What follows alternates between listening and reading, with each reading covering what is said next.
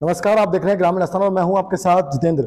सत्ता का संग्राम कार्यक्रम चल रहा है। इस कार्यक्रम के दौरान हम पहुंचते हैं जनता के बीच और जनता से जानते हैं कि उनके क्या मुद्दे हैं। साथ ही उन प्रत्याशियों के पास पहुंचते हैं और जानते हैं कि उनके क्या मुद्दे हैं, किन मुद्दों को लेकर इस बार वो चुनावी ताल ठोक रहे हैं। और इसी दौरान हम मौजूद हैं मेड़ता विधानसभा में और हमारे साथ मौजूद हैं कांग्रेस पार्टी से प्रबल दावेदार कहे जाने वाले ओम प्रकाश जी जरोड़िया। उनसे जानेंगे कि उनके क्या क्या मुद्दे हैं और किन मुद्दों को लेकर इस बार वो चुनावी मैदान में है। सबसे पहले बहुत बहुत स्वागत सर। नमस्ते ओम प्रकाश जी, जानना चाहूंगा सबसे पहले आपका पारिवारिक बैकग्राउंड, किस बैकग्राउंड से निकल के आप यहाँ तक आज हैं? देखिए नेनीवाल जी, सबसे पहले तो मैं आपका और आपकी पूरी टीम का मेरा नगरी मेड़ता में आपका हार्दिक अभिनंदन करता हूँ, स्वागत करता हूँ। और रही बात मेरी और मेरी पारिवारिक पृष्ठभूमि की, तो मैं मेड़ता विधानसभा का एक सक्रिय कांग्रेस कार्यकर्ता रहा हूँ और मेरा जो पारिवारिक बैकग्राउंड है वो हमेशा से कांग्रेस का रहा है। मेरे बड़े पिताजी जो यहाँ सबसे बड़ा मंडल है, सबसे अच्छा और कंटेस्ट मंडल माना जाता है डांगावास, वहाँ पर मेरे बड़े पापा कांग्रेस से उन्होंने दावेदारी करी थी, लेकिन किसी कारणवश कांग्रेस का उनको टिकट नहीं मिला तो उन्होंने इंडिपेंडेंट निर्दलीय कैंडिडेट के रूप में चुनाव लड़ा और वो भारी मतों से जीते।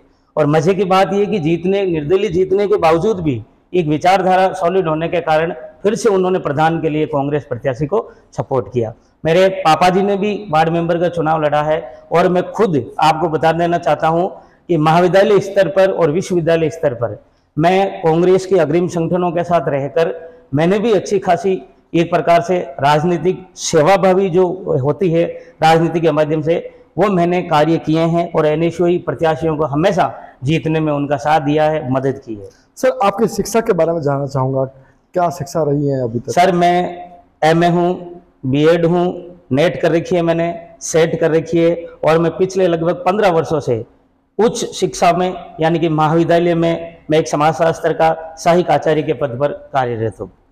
सरकारी कॉलेज कार्यरत में या किसी निजी ये पहले सेल्फ फाइनेंस था और अभी एक राजस्थान सरकार में गहलोत साहब ने एक अच्छी स्कीम निकाली है विद्या संबल योजना, उसमें मैं कार्यरत हूँ।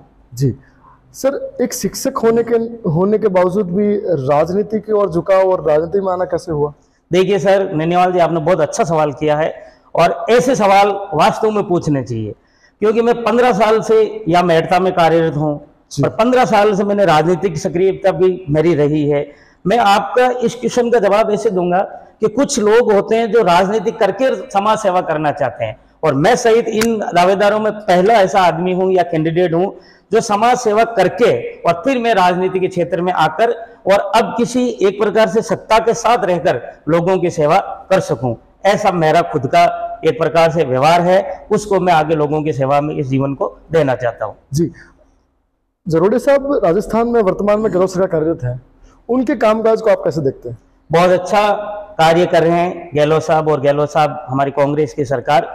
हम यूं कह सकते हैं कि जैसे एक तो ढिंडोरा पीटने वाली बात होती है और धरातल पे कुछ नहीं होता, लेकिन इस बार जो हमारी जो गहलोत सरकार की जो सेवाएं हैं या ये जो योजना है या जिन्होंने भी उन्होंने स्कीम चलाई है, तो आपको पता है आप हमेशा इंटरव्यू लेते रहते हो, मैं भी आपके चैनल के माध्यम से कहूंगा क्योंकि मैंने आपके चैनल को देखा भी है, जो फ्लैगशिप योजना है, कुछ फ्लैगशिप योजना है जिसका मैं आपको नाम बताऊं तो आप खुद कहोगे कि भाई हाँ ऐसा है, लेकिन गहलोत साहब ने जैसे जितनी भी योजना चलाई कि आप देख लीजिए, एक तो फूड सिक्योरिटी वाली स्कीम है, एक जो एक महत्वाकांक्षी योजना सबसे बड़ी हम योजना कह सकते हैं 25 लाख का जो चिरंजीवी बीमा योजना होती है, इसके साथ साथ आपने देखा होगा कि जो एक ऐसी योजना है जिसको आप लोग कह सकते हो जो भोजन वाली है कि केवल 18 रुपए में इंदिरा रसोई के नाम से जो भोजन मिलता है, 8 रुपए में 20 रुपए था, उसको कुछ सरकार बेनिफिट देके 12 रुपए का अनुदान देके फिर 8 रुपए में खाना मिल रहा है। ये सही भारत में पहले कहीं नहीं थी और जो कहीं चल रही थी एक दो जगह, उसको पूरी तरह से गहलोत साहब ने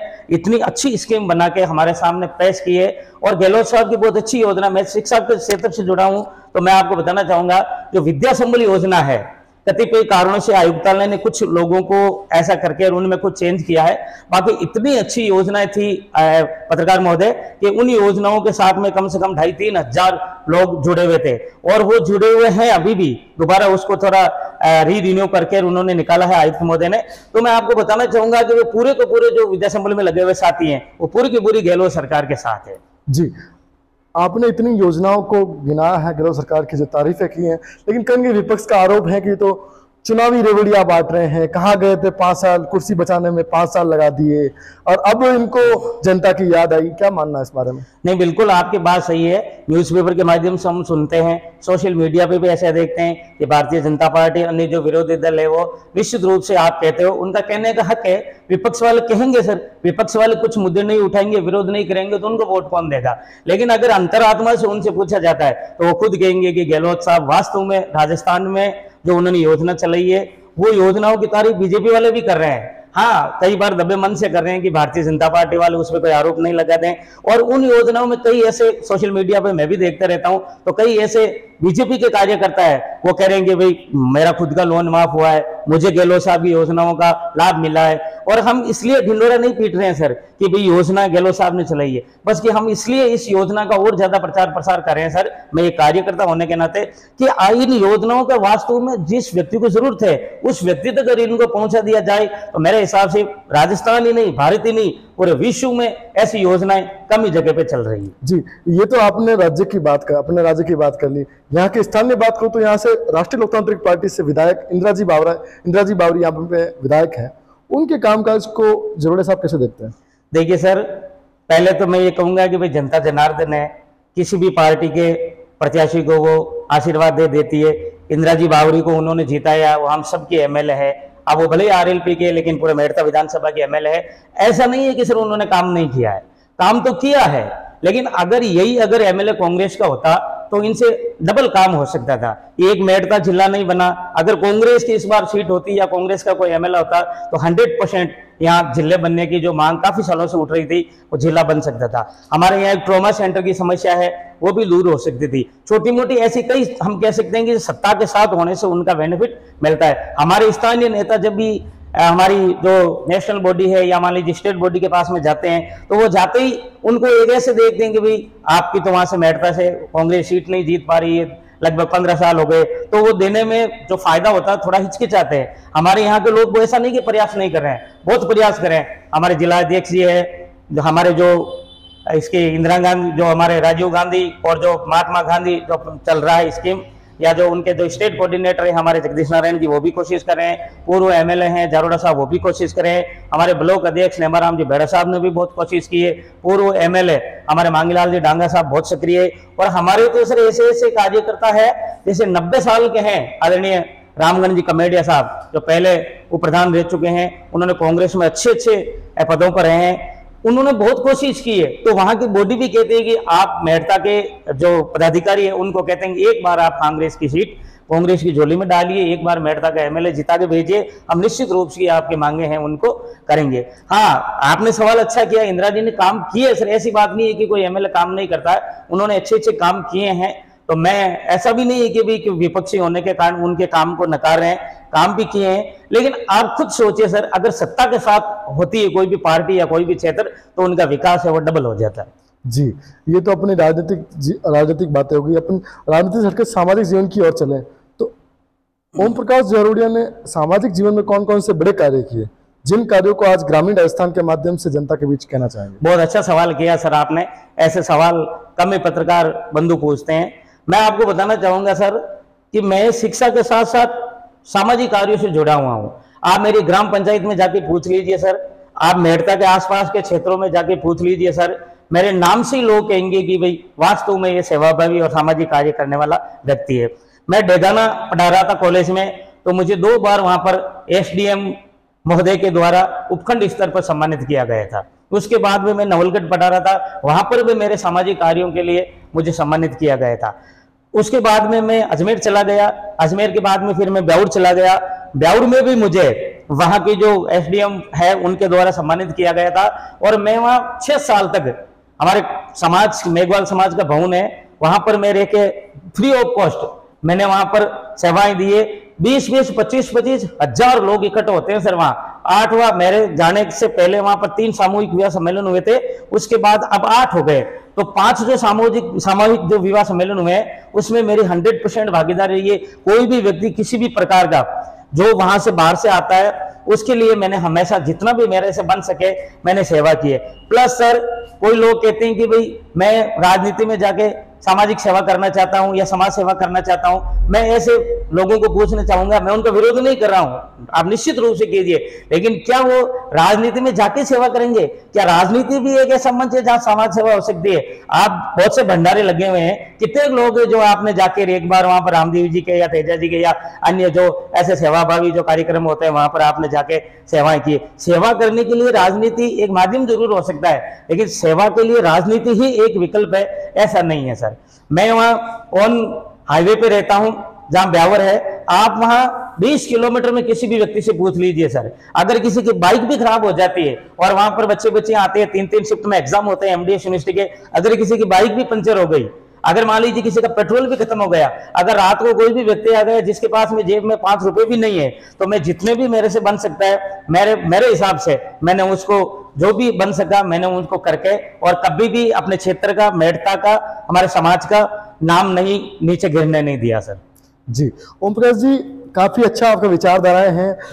अगर पार्टी आपको मौका देती है, फिर राजनीति की ओर चलते हैं, अगर पार्टी आपको मौका देती है, कांग्रेस पार्टी आपको इस मेड़ता विधानसभा क्षेत्र से प्रत्यक्ष बनाती है, तो यहाँ के कौन कौन से बड़े मुद्दे रहेंगे जिन मुद्दों को लेकर आप जनता के बीच पहुंचेंगे? देखिए नैनीवाल जी, मैं आपको ये बताना चाहूंगा कि जो मेड़ता जो क्षेत्र है वो एक प्रकार का ऐसा हब है एजुकेशन का, या हमारा एक प्रकार से हम कह सकते हैं कि ऐसा क्षेत्र है मेड़ता जिसमें आप कहीं से भी जाइए, जैसे कि भाई आपको कहीं ट्रेवल करना है तो मान लीजिए कोई भी ऐसा क्षेत्र नहीं है जहां मेड़ता से कोई बस नहीं मिलती है। तो हमारे यहाँ एक प्रकार से बस स्टेशन की समस्या है, उसको भी कह सकते हैं कि भाई अगर पार्टी मुझे टिकट देती है, और देना ये है कि भाई इस बार मुझे उम्मीद भी है, क्योंकि हमारी कांग्रेस पार्टी है, हमारे जो राष्ट्रीय और जो हमारे राज्य स्तरीय जो नेता है, उन्होंने जो एक प्रकार से कई मीटिंग करी है, हम न्यूज़पेपर के माध्यम से भी पढ़ते हैं, तो वो कह रहे हैं कि पार्टी इस बार नए चेहरे को मौका देगी, युवा को मौका देगी। तो उम्मीद तो है सर, और जब अगर पार्टी प्रत्याशी बनाएगी और जनता का अगर आशीर्वाद होता है मेड़ता के क्षेत्र का, तो मेड़ता के लिए तो सर जैसे कि एक ट्रॉमा सेंटर की समस्या है, ज्यादातर क्या है सर आपको भी पता है, शिक्षा की समस्या होती है, चिकित्सा की समस्या होती है, आवागमन की समस्या होती है। अब व्यक्तिगत काम तो आपको पता है सर, ना प्रधानमंत्री जी करते हैं, ना राष्ट्रपति करते हैं, ना मुख्यमंत्री करते हैं, ना कोई एमएलए एमपी करते हैं। मैं तो ये चाहूंगा सर मेड़ता में कि हमारी जो 36 कौम है उसका भाईचारा बना रहे। कहीं पे भी कोई ऐसी घटना भी अगर मन में लगती है या सोच भी लेते हैं तो दिल कांप उठता है कि हम देखते हैं सर बाहर दूसरे देशों में दूसरी जगह पे, तो हमारा ऐसा राजस्थान भी नहीं है, तो मैं चाहूंगा कि सर ऐसा मेड़ता हमारा कतई नहीं बने। जी, सड़कों की हालत बड़ी खस्ता है मेड़ता विधानसभा क्षेत्र की, क्या कहना चाहेंगे इस बारे में? सर आप पता नहीं कौन से रास्ते से आए हो, बाकी मेड़ता की सड़कें, नागौर जिले की सड़कें लगभग ठीक है सर। मैं बताऊं आपको, जोधपुर की ओर जाने वाली रोड आज भी उस कंडीशन में नहीं है। चाहे बली जटान की ओर जाने वाली रोड देख लीजिए, चाहे ग्रामीण क्षेत्र की ओर जाने वाली रोड को देख लीजिए। जब हमारी टीम ने जब ग्राउंड स्तर पर सर्वे तैयार किया तो वहां पर सबसे बड़ा मुद्दा निकल गया था कि रोडों की हालत बड़ी खस्ता है, और कहीं ना कहीं किसान जो पानी की व्यवस्था है आपूर्ति नहीं हो पाती बराबर। नहीं, ये बिल्कुल अच्छा सवाल है सर आपका। सड़कें की हालत वैसे है तो खराब सर, लेकिन ये मुद्दा ये आ जाता है कि कई बार तो जैसे कोई हाईवे है उसका थोड़ा सा टुकड़ा बचा हुआ है, तो या तो वो NHAI के अंडर में है तो कहते हैं कि उनसे परमिशन लेनी पड़ती है, ये करेंगे वो करेंगे, या फिर मान लीजिए जैसे कई बार जो रीड फोर का ट्रांसप्लांट चला रहा है उसके माध्यम से वो परमिशन नहीं देते हैं, और यहाँ आसपास में तो कहते हैं कि भाई PWD से आप स्वीकृति लेके आओ, आपका सरपंच लिख के नहीं दे रहा है, आपका जनप्रतिनिधि नहीं लिख के दे रहा है। और कई बार सर आपको भी पता है कि राजनीति धीरे धीरे ऐसी हावी हो रही है सामाजिक कार्यों के लिए, और हमारा जो विकास के कार्य है कि कई बार जैसे MP अलग पार्टी का है, MLA अलग पार्टी का है, स्टेट में सरकार अगर अलग पार्टी की है, तो वो कहीं ना कहीं सर इश्यू पीछे रह जाता है, और ये हमारे मेड़ता में हो ही रहा है। राजसमंद की MLA अलग पार्टी से है, सरकार अलग पार्टी से है, हमारी लोकल जो स्थानीय नेता है वो अलग पार्टी से है। जरोड़े साहब, गोटन जैसा बड़ा क्षेत्र मेड़ता विधानसभा में आता है जिसमें बड़ा औद्योगिक क्षेत्र है, कहीं ना कहीं यहाँ के जो स्थानीय युवा है उनको रोजगार नहीं मिल पाता है, इसके बारे में आप क्या कहना चाहिए? नहीं, बिल्कुल सही बात है सर आपका, बहुत ही मैं कह सकता हूं कि सर अब तक का आपका सबसे अच्छा सवाल है। मैंने कई लोगों का इंटरव्यू देखा, उन्होंने किसी से ये सवाल नहीं किया, ना किसी ने पूछा है। जैसे आसपास के क्षेत्र में देख दे, जैसे ब्यावर है, तो ब्यावर में क्या है सर, 2-4 सीमेंट की फैक्ट्री है जी। इसके पास में अगर हम आते हैं रात साइड में, तो वहां पर भी 2-3 सीमेंट की फैक्ट्री है उनके आसपास के क्षेत्रों में। तो वहां के स्थानीय लोगों को कुछ प्रतिशत ही सही लेकिन वहां रोजगार मिल रहा है। और अगर हमारा गोटन क्षेत्र है, यहाँ के जनप्रतिनिधियों ने प्रयास तो किया होगा सर, ऐसी बात नहीं है कि भाई सब प्रयास नहीं किए हैं, सिरे से निकारना भी खारिज है, उन्होंने प्रयास किया होगा। लेकिन अगर इस बार कांग्रेस की सीट आती है तो पहला मुद्दा ये रहेगा कि जो आपने कहा गोटन का जो औद्योगिक क्षेत्र है उसका विकास किया जाए, और वहां विकास के साथ साथ वहां स्थानीय लोगों को प्रतिनिधित्व मिले, ये निश्चित रूप से ऐसा प्रयास करेंगे सर। हमारे जो भी पार्टी के नेता है, आपकी बात, आपकी मांग, हमारे क्षेत्र की जायज मांग, मैं उनको भी एक बार अवगत कराऊंगा सर। जी जरोड़िया साहब, क्या विशेषता है ओम प्रकाश जरोड़िया के अंदर ऐसी कि कांग्रेस पार्टी उन्हीं के ऊपर दाव खेले और इस मेड़ता विधान क्षेत्र से उनको मैदान में उतारे? सर सबसे पहली तो मेरी ये खासियत है कि मैं आसानी से हार नहीं मानता, मैं संघर्षशील आदमी हूं।